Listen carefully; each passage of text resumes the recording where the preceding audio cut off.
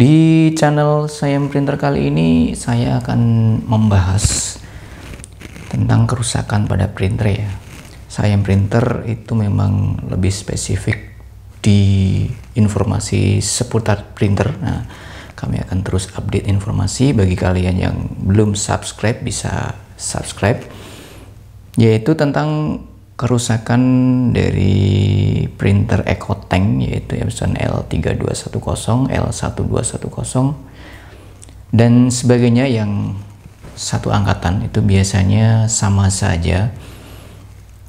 Kasus ini saya dapatkan dari beberapa orang ya, yang memang konsultasi di Facebook yang kami kelola, yaitu Service Printer Indonesia. Itu mengalami kerusakan, pergerakan itu menabrak kanan kiri dengan cepat. Seperti apa detailnya? Silahkan simak video sampai habis.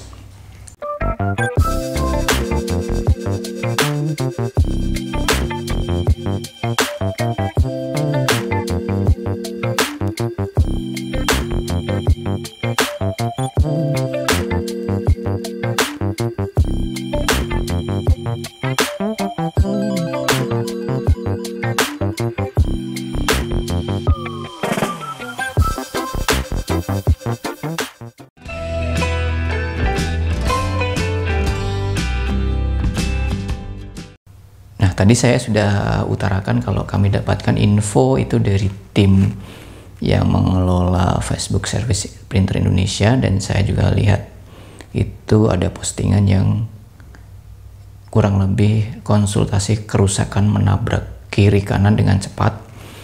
Saya jawab dengan konten ini biar pesannya itu lebih jelas dan ada videonya dan ada checking point atau part apa saja yang perlu dicek. Nah, ini saya langsung gambarkan pergerakan printer Epson L3210 yang benar. Ini yang benar ya. Ini yang normal harusnya seperti ini. Nah, itu gerakannya lembut, cuma bergerak sedikit. Nah, kadang disertai bergerakan dia ke kiri kemudian balik ke kanan, contohnya seperti ini ya.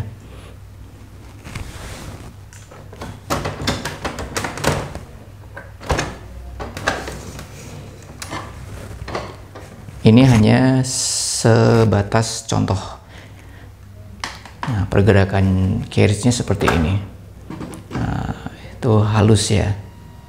Jadi tidak ada pergerakan yang sangat cepat menabrak kiri atau kanan. Harusnya seperti ini yang normal.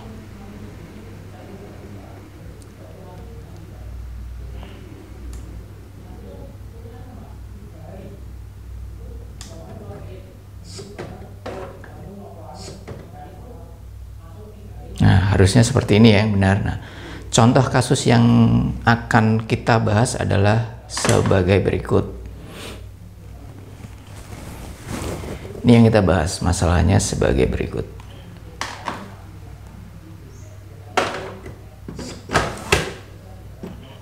Nah, seperti itu. Pergerakan sangat cepat. Ke kiri atau ke kanan, kadang menabrak seperti itu ya. Bisa kita ulangi lagi.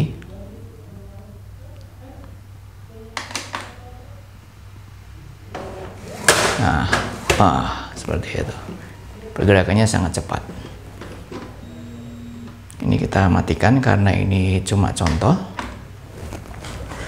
Apa yang membuat masalah ini terjadi? Itu yang jadi pertanyaan. Ini kita urutkan dari yang paling mudah dulu ya. Ini sudah kita matikan untuk kita ulas. Yang paling sering adalah si kabel head. Kabel head ini ada bermasalah. Tapi yang paling sering kabel yang kecil, yang ini masuknya ke sensor carrier di belakang sini. Ada di belakang sini itu ada sensor. Ini langsung kita contohkan atau kita perlihatkan ya. Contohnya adalah seperti ini. Ini lokasinya di belakang carried unit. Ini berfungsi untuk membaca encoder. Nah, ini kalau ada kabelnya ya, kita langsung contohkan. Nah, seperti ini ya. Nah, seperti ini. Ini kabelnya masuk ke sini, kemudian yang ujung satu lagi itu masuknya ke mesin atau mainboard. Jadi yang paling sering ini kabel ini yang rusak. Rusaknya beragam ya, bisa jadi karena memang usia yang udah lama, karena kan dia kalau bekerja itu kan dia terus-menerus bergerak ya. Ada mekanisme pergerakan yang terus-menerus, kadang kabelnya itu sudah aus. Seperti itu. Bisa juga karena kecelakaan. Contohnya kabel itu digigit tikus. Nah, misalkan kabel ini sampai digigit tikus dan benar-benar putusnya, itu tinggal ganti kabelnya. Seperti itu. Yang pertama adalah kabel. Kabelnya cek atau enggak ganti kabel dahulu, yang paling gampang gitu kan. Kemudian yang kedua itu adalah sensor ini, karena ini pasangan ya. Kabel dan sensor ini satu kesatuan. Dia kalau dalam prinsip kerjanya kan seperti ini ya. Nah, dia seperti ini. Ini si encoder ini ada di tengah-tengah. Nah, ini di tengah-tengah seperti itu. Si encoder ini yang membaca pergerakan dari carried ya, berarti pas carried bergerak, dia akan membaca tiap gerakan. Nah, seperti ini. Nah, pastikan kalau kalian mengganti itu encodernya harus masuk ke sini, masuk ke pembacanya. Jangan sampai pas pemasangan itu meleset di sini misalkan. Ini harus masuk ke sini agar si fungsi encoder ini berfungsi dengan baik. Nah, ini kalau di zoom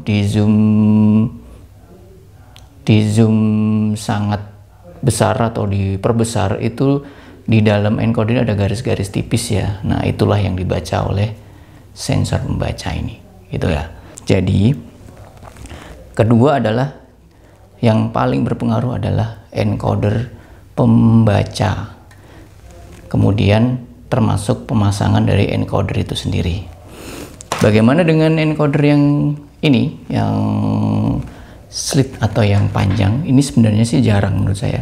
Kalau pergerakan yang menabrak sangat kasar tadi, itu jarang selama encodernya itu tidak cacat.